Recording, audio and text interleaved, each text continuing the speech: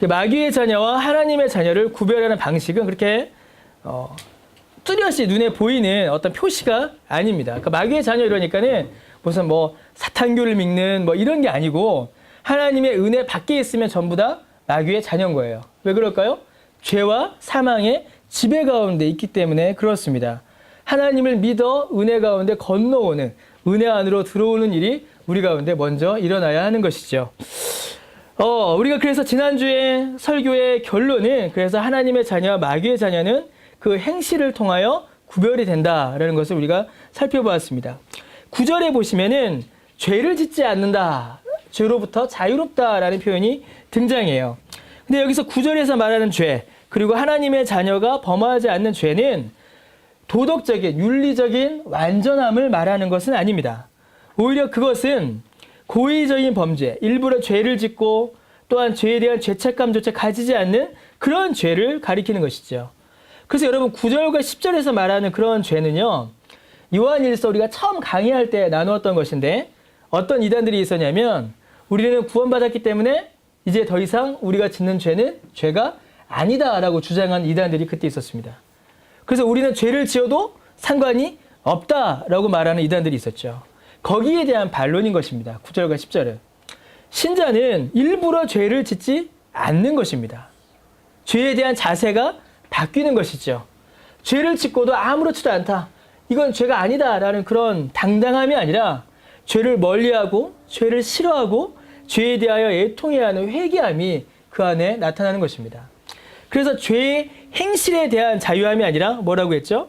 죄의 영향력으로부터의 자유가 바로 이 죄를 짓지 않는다라는 것입니다. 죄를 거부할 수 있게 되는 것이죠. 여러분, 이 죄를 짓지 않는다, 그 죄를 거부한다, 죄로부터 멀어진다, 죄를 싫어한다라는 이런 신자의 모습은 소극적입니다. 소극적이죠. 죄로부터 멀리하는 것이니까. 그런데 신자의 삶은 거기에서 그치지 않습니다. 죄의 결과로부터, 죄의 영향력으로부터 자유한 신자는 죄를 싫어하는 그런 소극적인 면에서 그치는 것이 아니라 좀 더 적극적인 차원으로 그 신앙의 양태가 발전해 나갑니다. 어떻게 발전해 나가냐면 의를 행하고 형제를 사랑하는 것으로 나타나기 시작합니다. 그게 바로 10절의 말씀이죠. 여러분, 의를 행한다라는 이 말씀은 하나님이 기뻐하시는 일을 행한다라는 말과 같습니다. 바꿔 말하면 하나님을 사랑한다라는 말로 바꿀 수가 있어요. 의를 행한다, 하나님을 사랑하지 않으면 할 수 없는 일이죠. 그리고 또 뭐죠? 형제를 사랑한다라고 되어 있습니다. 하나님을 사랑하고 형제를 사랑하는 것이 하나님의 자녀가 가지는 본질적인 모습이고 신자의 적극적인 삶의 모습입니다. 하나님의 자녀는 하나님을 사랑합니다. 이는 당연한 것이지요. 그리고 하나님을 사랑하는 이 사랑은 형제를 사랑하는 것으로 또한 나타납니다. 반대로 마귀의 자녀들은 하나님을 사랑하지 않고 형제도 사랑하지 않습니다. 이를 통하여 하나님의 자녀와 마귀의 자녀, 세상에 속한 자가 구별되는 것이죠. 그래서 11절에 우리가 읽은 본문에 뭐라고 해요? 요한은 하나님의 자녀들 향하여 우리는 서로 사랑할지니 라고 권면합니다. 우리는 서로 사랑해야 한다라는 말씀이죠. 여러분, 하나님의 자녀들은 서로 사랑해야 합니다. 이것이 요한 1서가 우리에게 주는 교훈의 본질이자 핵심입니다. 요한 1서를 쫙 모으면 서로 사랑하자로 모아집니다. 여러분, 형제를 사랑한다라는 것은요, 그렇게 단순한 일이 아닙니다. 우리가 옆에 있는 사람을, 그리고 내 가족을, 형제를, 이웃을 사랑하는 것은 그렇게 쉽지 않습니다. 단순한 일이 아니에요. 그 자체가 드러날 때, 형제를 사랑한다, 이웃을 사랑한다는 일이 드러날 때는 쉬워 보입니다. 그냥 뭘 하면 되니까요. 그러나 그것이 우리 안에서 일어나기까지는, 참된 형제 사랑이 우리 안에 이루어지기까지는 매우 중요하고 복잡한 과정을 거쳐야 합니다. 왜냐하면 우리는 사랑하고 싶다고 해서 사랑할 수 있는 것이 아니기 때문에 그렇습니다. 사람 사이에 할 수 있는 가장 큰 사랑, 이런 부모 자식 간의 사랑이죠. 그러나 부모 자식 간의 사랑 역시도 불완전합니다. 부부간의 사랑은 안전할까요? 부부간의 사랑도 불완전합니다. 우리가 이웃을 사랑하는 것, 다른 사람을 사랑하는 일은 그렇게 쉬운 일이 아닙니다. 왜냐하면 여러분 형제를 사랑하는 일이 우리의 본성과는 어울리지 않기 때문에 그렇습니다. 우리가 십계명을 읽었죠. 마태복음 마지막 22장에 하나님을 사랑하는 것과 이웃을 사랑하는 것을 같게 두십니다. 이게 왜 같을까요, 여러분? 여러분, 하나님을 사랑하는 일은 우리의 본성을 거스르는 일입니다. 그렇죠? 타락한 우리는 하나님을 사랑하지 않고 하나님을 사랑할 수도 없습니다. 그런데 여러분, 이웃사랑이 거기에 붙어있다는 것은 이웃을 사랑하는 것 역시, 형제를 사랑하는 것 역시도 우리의 본성을 거스르는 일이기 때문에 그렇습니다. 하나님을 사랑하는 것만이 우리의 본성을 거스르는 것이 아니라 형제와 이웃을 사랑하는 일 역시도 우리의 본성을 거스르는 일입니다. 우리의 본성이 자연스럽게 형제와 이웃을 사랑하지 않습니다. 여러분, 우리가 다시 태어나지 않고는 일어날 수 없는 일입니다. 우리가 중생하지 않고는 형제를, 이웃을 사랑할 수 없습니다. 우리가 만약 이 말씀과 같이 형제와 자매를 사랑한다면 이는 가장 분명한 중생의 증거이자 우리의 본성이 성령의 인도하심을 받는다라는 사실의 보증입니다. 여러분, 형제 사랑은 그냥 되는 일이 아닙니다. 11절과 12절에서 그것이 분명하게 드러납니다. 11절에 서로 사랑할지니 이는 너희가 언제부터 들은 소식이에요? 처음부터 들은 소식이다 라고 말하죠. 그리고 12절에서 누가 나오죠, 여러분? 가인과 아벨의 이야기가 등장합니다. 가인이 아벨을 죽였고 또 이는 가인의 행위는 악하고 아벨의 행위는 의롭기 때문이다 라고 말씀하죠. 여러분, 11절과 12절은 아주 뚜렷한 대조를 이루고 있습니다. 11절과 12절을 따로 봐서는 그 의미가 분명히 나타나지를 않습니다. 11절에서 중요한 표현은 이 처음부터라는 단어예요. 우리가 처음부터 들었다. 서로 사랑할지니 이는 너희가 처음부터 들은 소식이다 라고 이렇게 말씀하십니다. 여기서 말한 이 처음은 요한복음 1장에서는요 태초라고 번역된 단어입니다. 그래서 정확히 번역하면 우리는 서로 사랑할지니 너희가 태초부터 들은 소식이다 라는 말씀이에요. 서로 사랑하라 라는 이 말씀은 태초부터 만물이 창조된 그때부터 하나님께서 자신이 만드신 피조물에게 주신 말씀입니다. 정확히 이야기하면 태초에 태어난 사람들, 하나님께서 직접 창조하셔서 그 출생의 시작이 사람이 아닌 하나님인, 그 출생의 시작이 하나님인 아담과 하와에게 주어진 말씀입니다. 그래서 아담과 하와는 여러분 어떻게 했죠? 서로 미워했나요? 서로 사랑했나요? 서로 사랑했습니다. 아담과 하와는 완전히 서로 사랑했습니다. 온전히 사랑했어요. 아담과 하와 사이의 갈등이 언제부터 시작되죠? 타락한 순간부터 아담과 하와 사이의 갈등이 시작됩니다. 타락하기 이전 그 출생의 시작이 하나님인 아담과 하와는 온전히 서로 사랑했습니다. 근데 여러분 12절에 보면요 가인과 아벨이 등장하죠. 근데 이 가인과 아벨의 이야기는 창세기 4장에 기록되어 있습니다. 창세기 4장 1절에 보면요 아주 중요한 표현이 등장하는데 창세기 4장 1절에 아담이 그의 아내 하와와 동침함에 하와가 임신하여 가인을 낳고 이르되 내가 여호와로 말미암아 등남하였다 이렇게 되어 있습니다. 4장 1절이 주목하고 있는 것, 창세기 4장 1절이 주목하고 있는 것은 가인의 출생입니다. 가인의 출생에 대한 기록은 아담이나 하와의 출생의 기록과는 뚜렷이 구별되고 있는 것입니다. 창세기 1장 27절에 하나님이 자기 형상 곧 하나님 형상대로 사람을 창조하셨다 이렇게 되어 있어요. 창세기 2장 7절에 여호와 하나님이 땅의 흙으로 사람을 지으시고 창세기 2장 18절에 하와를 만드실 때에 내가 그를 위하여 아담을 위하여 돕는 배필을 지으리라 라고 말씀하십니다. 창세기 1장과 2장에 나타나는 아담과 하와의 출생은 하나님의 직접적인 역사의 결과였습니다. 아담과 하와의 출생의 주원은 하나님이세요. 아담과 하와는 하나님으로부터 난 자입니다. 그러나 가인은 어떻죠? 그리고 아벨도 모두 아담과 하와는 출생이 다릅니다. 어떻게 출생했어요? 가인의 출생은 철저히 인간적인 관계 가운데 출생된 겁니다. 남자와 여자의 가장 일반적이고 자연적인 관계를 통하여 가인이 태어났습니다. 아담과 하와는 초자연적 과정을 통하여서 태어났다면 가인은 자연적인 과정을 통하여 태어난 것입니다. 그래서 아담과 하와의 출생의 주어는 하나님이시고 가인의 출생의 주어는 누구죠? 아담과 하와입니다. 그런데 아담과 하와가 어떤 아담과 하와예요? 범죄하여 타락한 아담과 하와입니다. 가인과 아벨은 죄 없는 중에 출생하였다면 가인은 어떻게 출생한 거죠? 죄 중에 출생한 것입니다. 창세기 4장은 이 부분을 굉장히 강조합니다. 나중에 우리 올해 이제 요한일서 끝나면 창세기 강해를 할 텐데 그때 좀 자세히 더 살펴볼 텐데요. 출생의 기원이 다르다라는 이 사실은 매우 중요한 차이를 가집니다. 아담과 하와는 죄 없는 가운데 태어났고 그리고 그들은 태초에 태어나서 온전히 사랑하였습니다. 그러나 가인은 자연적인 관계를 태어났죠. 자연적인 관계를 통하여. 아담과 하와 이후의 모든 인류는 전부 이렇게 태어났습니다. 자연적인 과정을 통하여 어머니의 태중에서 태어납니다.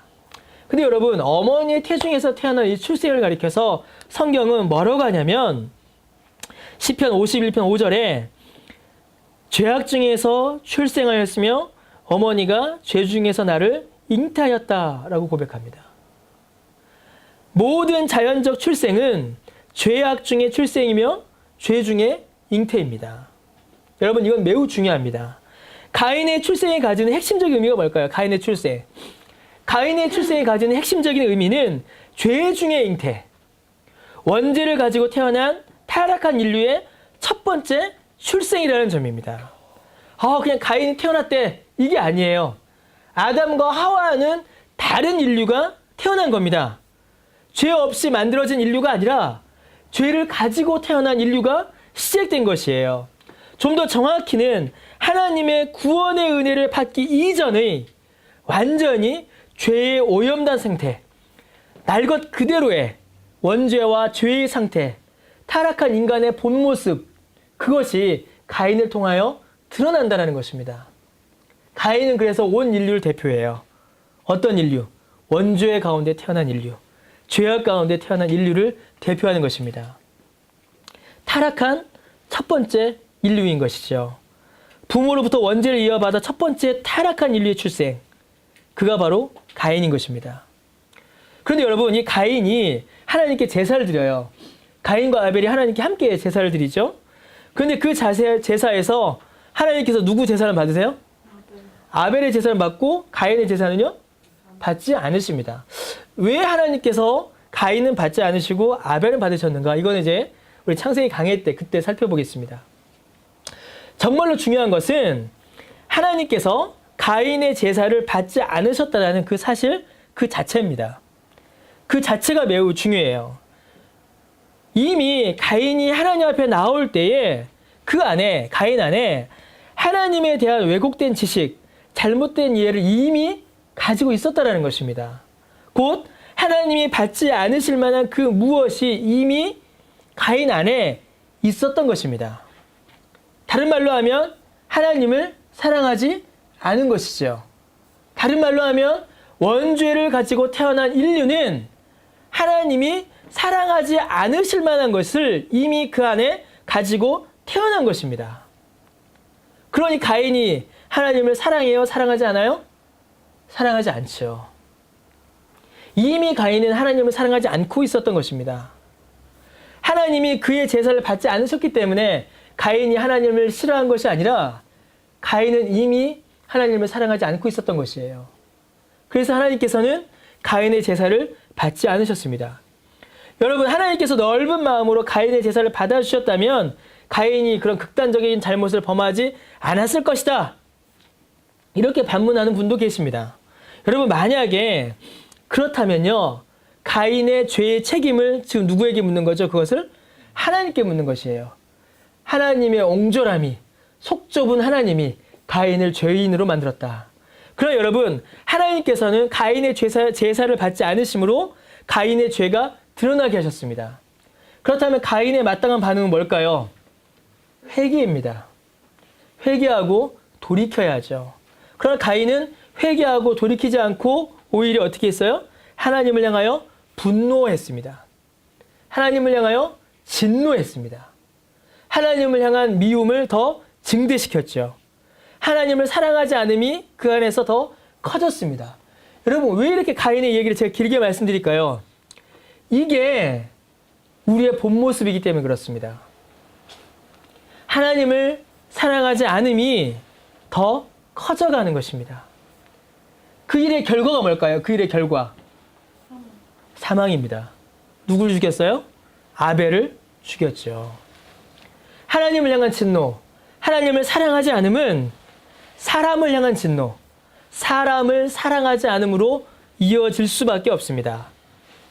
하나님을 향한 분노, 하나님을 향한 진노는 아벨을 향한 분노로, 사람을 향한 분노로, 형제를 향한 분노로 이어져 가는 것입니다. 그래서 하나님을 사랑하지 않음과 이웃을 사랑하지 않음이 같은 것이에요. 하나님을 사랑하는 것이 우리의 본성을 거스르는 것과 마찬가지로 이웃을 사랑하는 것 역시도 우리의 본성을 거스르는 것입니다. 여러분, 하나님을 사랑하지 않으면 형제를 사랑할 수도 없습니다. 어떤 신학자는요, 이 본문을 놓고 뭐라고 했냐면, 창세기 4장을 놓고요, 신학에 실패하면 윤리에 실패한다라고 주석했습니다. 하나님을 사랑하지 않으면 윤리 역시 일어나지 않습니다. 저도 비슷한 말씀을 드린 적이 있죠. 진리를 잃어버리면 윤리라는 열매를 맺을 수 없습니다. 하나님을 사랑하지 않으면 우리가 이웃을 사랑할 수 없습니다. 여러분, 가인의 삶은 이러한 인간의 한계와 타락한 본성을 우리 가운데 그대로 보여줍니다. 죄 가운데 잉태한, 죄 중에 출생한, 원죄를 가지고 태어난 모든 인간은 하나님을 사랑할 수 없습니다. 하나님을 사랑할 수 없으니 인간은 형제를 사랑할 수도 없는 것입니다. 그래서 인간은 태어나는 순간부터 형제를 사랑하기보다 형제를 미워하는 일을 먼저 시작합니다. 성경에 나오는 대표적인 예가 뭐예요? 에서와 야곱입니다. 쌍둥이인데 복중에서부터 싸운 거예요, 여러분. 그게 인간의 본 모습입니다. 경쟁해야 합니다. 먹고 살려면. 태어나는 순간부터 육체의 연약함과 싸워야 하고 질병들과 싸워야 합니다. 다 죄의 결과들이죠. 태중에서부터, 어머니의 뱃속에 있을 때부터 생존을 위해 어머니를 괴롭혀야 합니다. 이제 임신하면 알게 될 거예요. 임신한 분도 이미 알고 있겠지만 편히 못 자요. 애 때문에. 근데 여러분, 뱃속에 있을 때 가장 예뻐요, 애들은. 태어나면 그 순간부터 또 달라져요.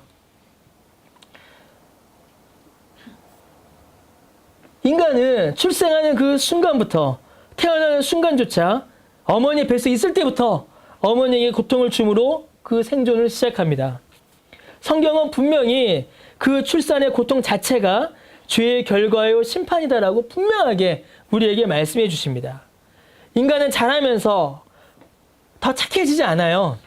인간은 자라면서 더 크고 엄격하고 무서운 경쟁으로 들어가고 그 과정에서 사람을 사랑하기보다 미워하는 일에 더 익숙해집니다. 살아가면서 죄의 항목들을 더 많이 경험하게 되고 사랑하면서 형제를 미워하는 일들이 더 많이 생겨나게 된다는 것입니다.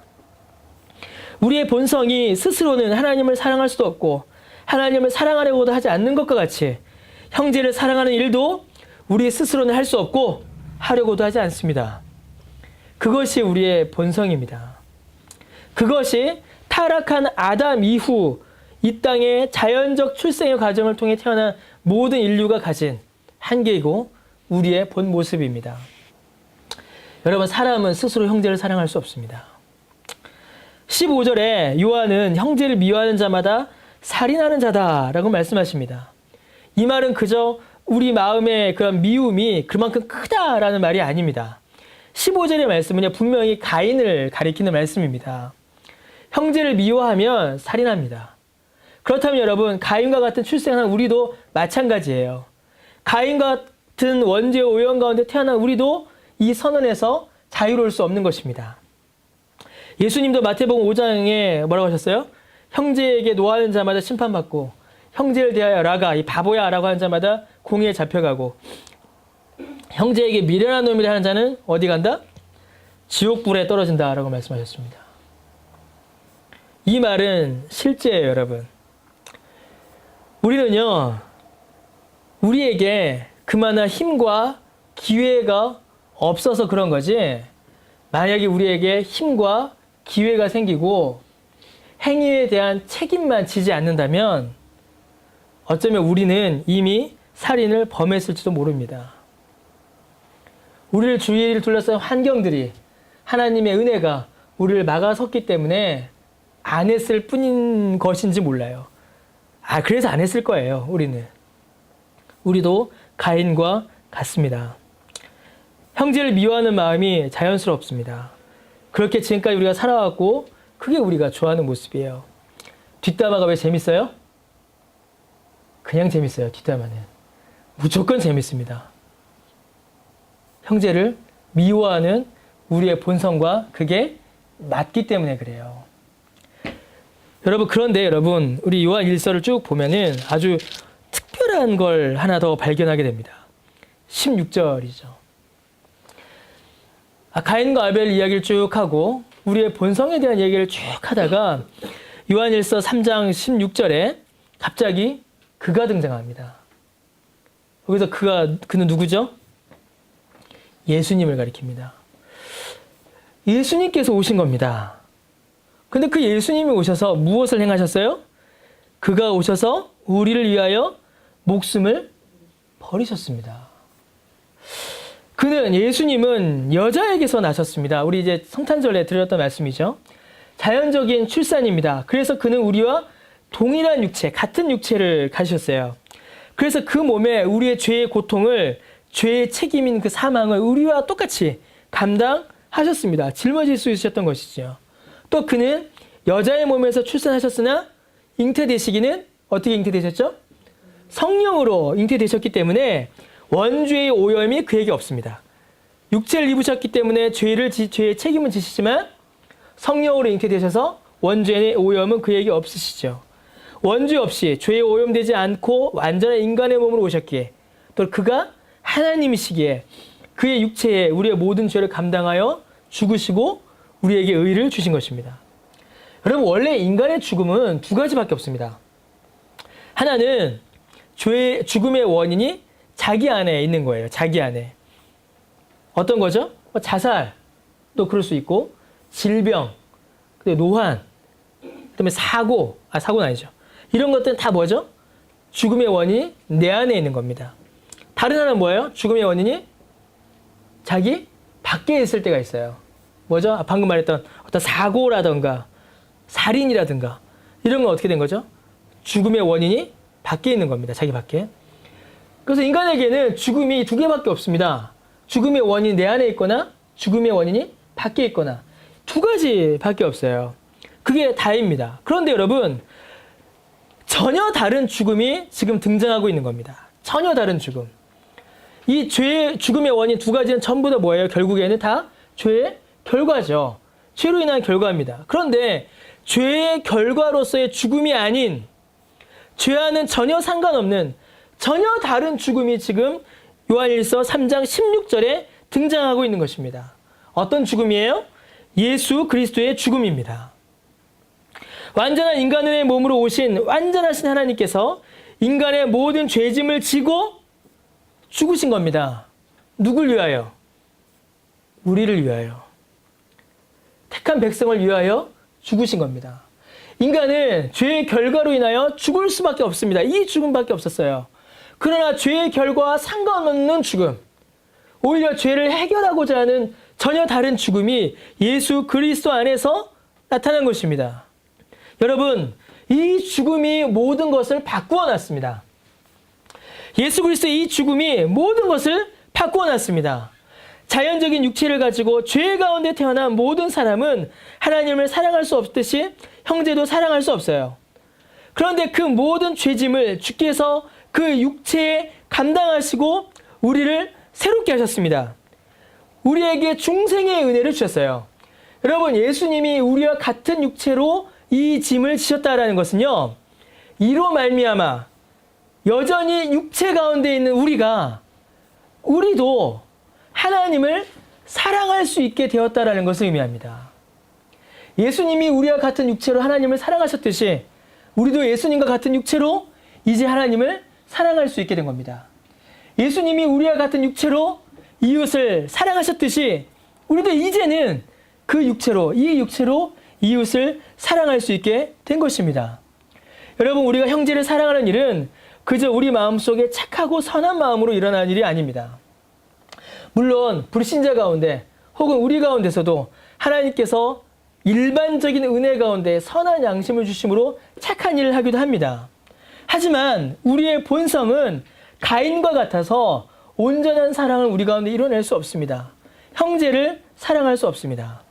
그러나 그리스도가 오심으로 그가 우리를 사랑하여 죽기까지 우리를 사랑하심으로 우리 안에 하나님을 사랑하는 것과 형제를 사랑하는 일이 드디어 가능해진 것입니다. 하나님에게서 난 자만이 온전히 형제를 사랑할 수 있습니다. 아담과 하와만이 온전히 사랑하였듯이 하나님 안에 있는 우리가 하나님에게서 난 자만이 형제를 온전히 사랑할 수 있는 것입니다.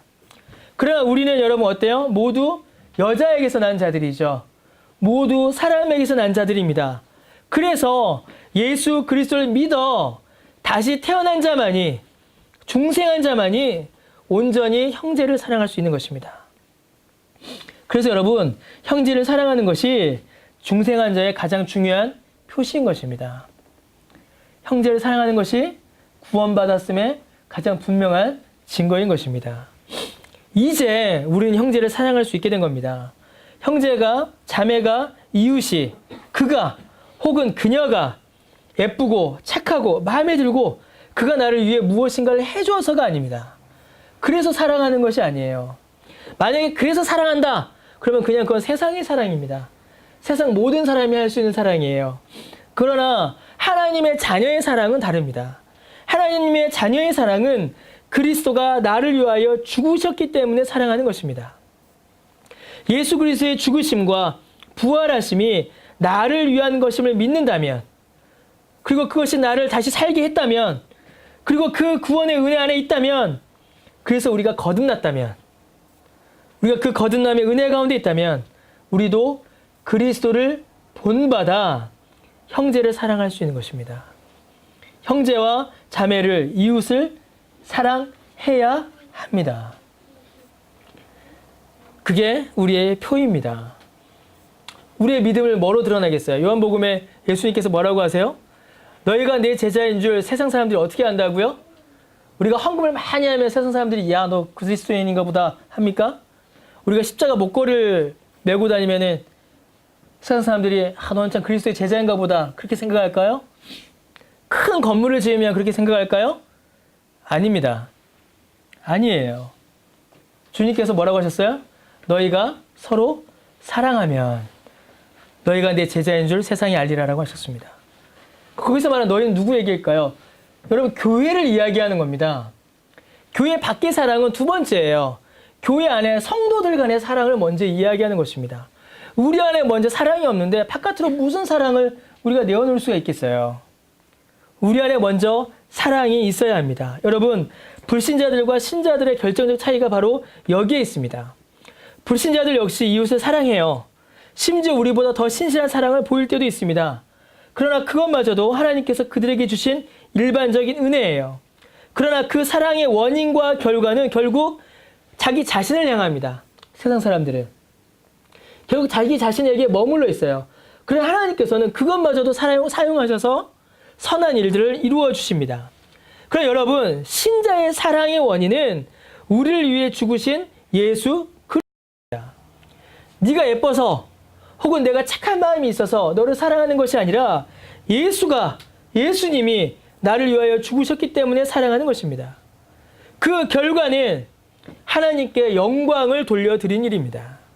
나는 사라지고 하나님은 드러나는 것이, 그리스도의 복음이 나타나는 것이 신자의 형제 사랑이요 이웃 사랑인 것입니다. 여러분 18절에 아주 중요한 말씀을 볼 수 있습니다. 요한은 우리에게 사랑하라 라고 말씀하면서 말과 혀로만이 아니라 행함과 진실함으로 사랑하라 라고 이렇게 말씀합니다. 여러분 말과 혀로만 사랑해서는 안 돼요. 그렇죠? 말과 혀, 행함과 진실함 이게 딱 대비가 되는 거죠. 우리가 말로만 해서는 안 됩니다.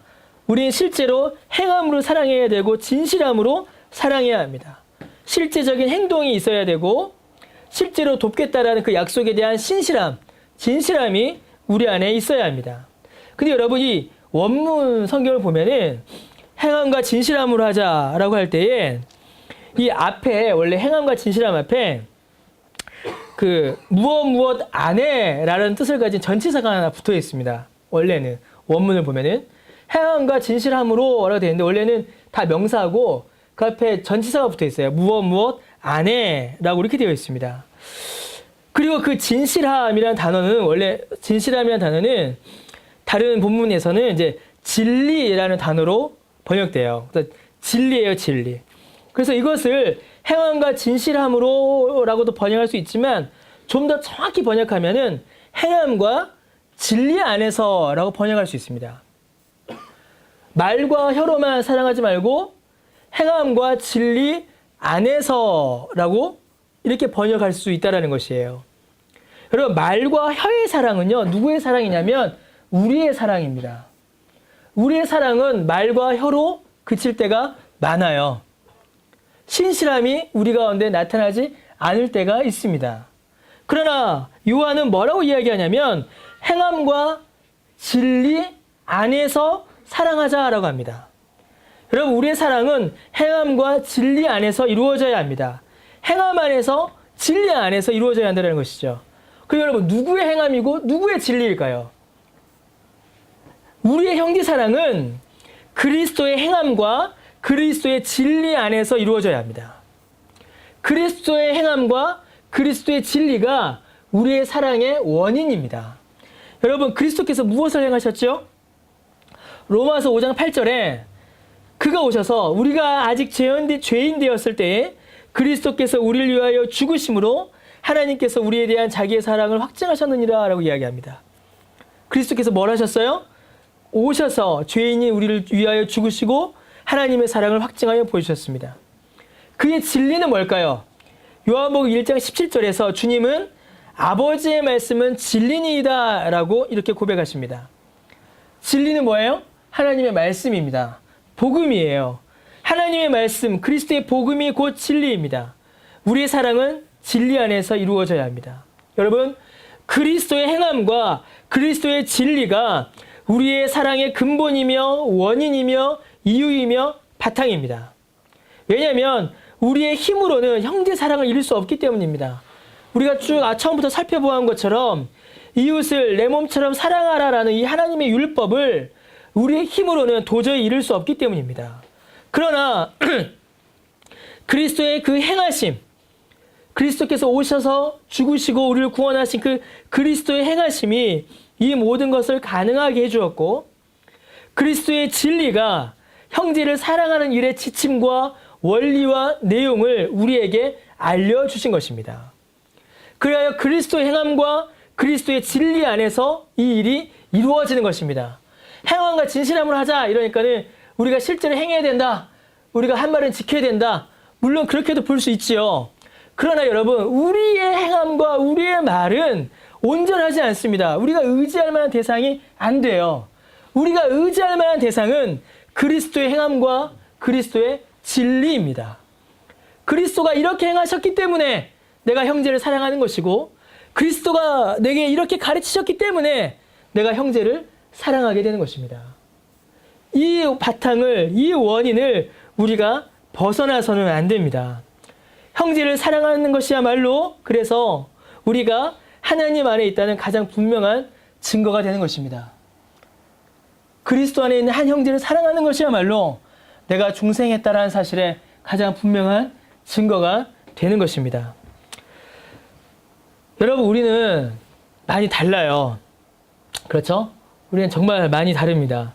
생각도 다르고 살아온 배경도 다르고 지금 각자 살아가고 있는 삶의 모습도 다릅니다. 우리는 정말 달라요. 배경, 환경, 나이, 직업 다 다릅니다. 취미 다 달라요. 근데 우리는 서로 사랑할 수 있습니다. 그리고 서로 사랑해요. 여러분들 인정할지 안 할지 모르겠지만 우리는 서로 사랑합니다. 왜요? 눈에 보이지 않는 성도의 교제가 성령 안에서 우리 모두를 사랑으로 묶고 있기 때문에 그렇습니다. 눈에 보이지 않지만 성령께서 우리를 묶고 계시기 때문에 그렇죠. 그 교제가 서로가 서로를 사랑함으로 나타납니다. 말을 많이 하고 같이 놀고 같이 먹고 이런 외적인 것들만을 말하는 것이 아닙니다. 서로가 서로의 영혼을 돌아보며 위하며 서로의 믿음의 성장을 위해 기도하고 돕는 일을 말하는 것입니다. 조금 더 나아간다면 실제로 행하는 사랑을 말하겠죠. 요한이 뭐라고 했어요? 형제의 어려움을 알고 재물을 닫으면 어떻게 사랑한다고 말하겠느냐라고 하죠. 실제로 내 재물을 열어 돕는 일이 사랑의 모습인 것입니다. 서로가 서로를 위하는 것이죠. 그리스도께서 말과 혀로만 사랑하는 것을 그치지 않으시고 실제로 그가 행하셨듯이 우리도 구체적으로 서로 도우며 사랑할 수 있는 것입니다. 그리고 사랑하고 있는 것이에요. 서로 그것을 말하지 않고 깨닫지 못하고 있을 뿐인 것입니다. 여러분들이 교회를 섬기는 작은 일 하나하나가 이미 서로를 사랑하는 사랑의 표시인 것이죠. 여러분, 교회가 뭡니까? 교회가 뭘까요? 우리가 교회에 대하여 몇 주간 살펴보고 있습니다. 주일 오후마다. 무려 이제 6주 살펴봤어요. 오늘 이제 6주입니다. 오늘이 마지막이에요. 해보니까 6주로 끝날 게 아닙니다. 그거는 이제 매년 기회 있을 때마다 해야 된다는 생각을 하게 돼요. 여러분, 성경은요, 교회에 대해서 뭐라고 하냐면, 교회는 그리스도의 몸이다 라고 말합니다. 성경은 교회는 개혁주의다 라고 말하지 않아요. 성경은 교회는 장로교다 라고 말하지 않습니다. 성경은 교회는 침례교다, 감리교다 이렇게 말하지 않습니다. 성경은 뭐라고 하냐면 교회는 그리스도의 몸이다 라고 설명합니다. 교회는 예수 그리스도의 몸입니다. 성경은 그저 교회는 그리스도의 몸이다 라고 설명할 뿐입니다. 그리스도께서 머리가 되시고 성도 한 사람 한 사람이 그 몸의 지체를 이루어 나가는, 그래서 교회는 그리스도의 몸된 교회입니다. 여러분, 제 몸에 여러 지체가 있어요. 손가락도 있고 발가락도 있고 다 있어요.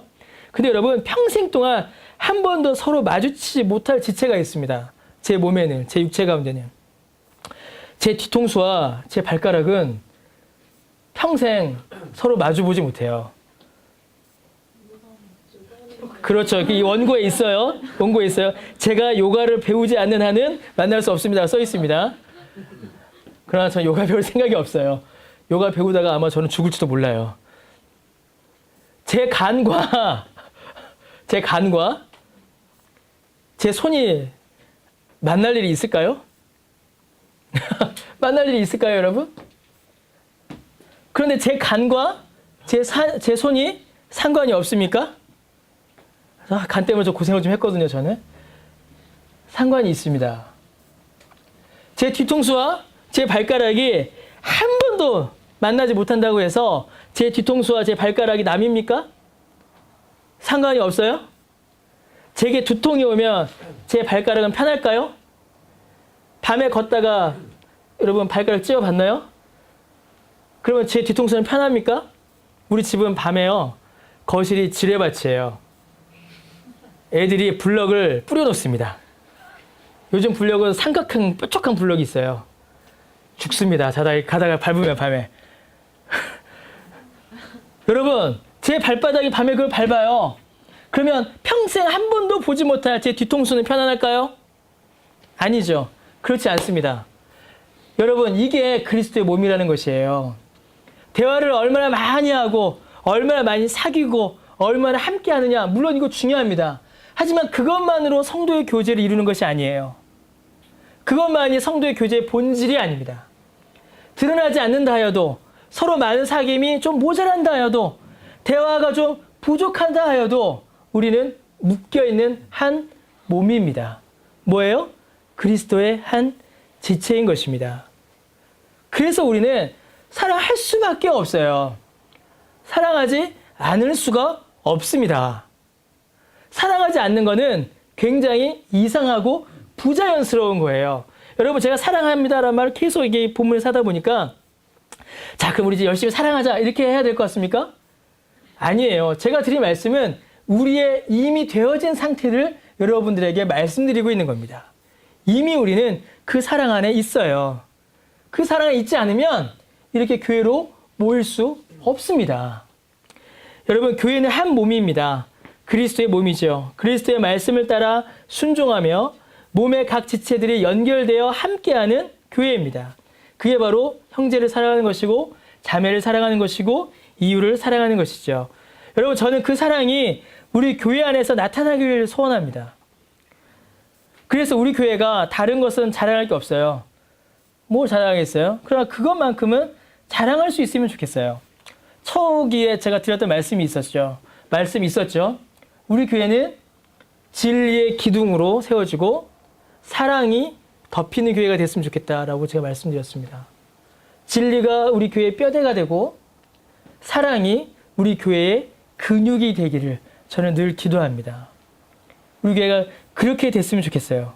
서로 사랑하고 서로 위하며 서로 기도하며 함께 걱정하며 마음을 모으는 일들이, 서로 돕는 일들이, 구체적으로 사랑을 도우며 형제와 자매를 위하여 기도하며 도움의 손길을 뻗는 일들이 우리 가운데 더욱더 넘쳐나길 바랍니다.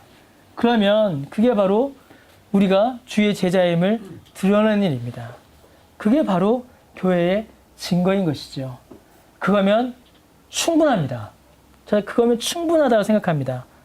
다른 거 뭐 할 수 있으면 하는 거죠. 다른 것들은. 그러나 그거면 충분합니다. 그러한 사랑이 우리 교회, 우리 열매 맺는 교회 올 한 해 좀 더 풍성히 일어나게 되기를 정말 주의 이름으로 축원합니다. 기도하겠습니다.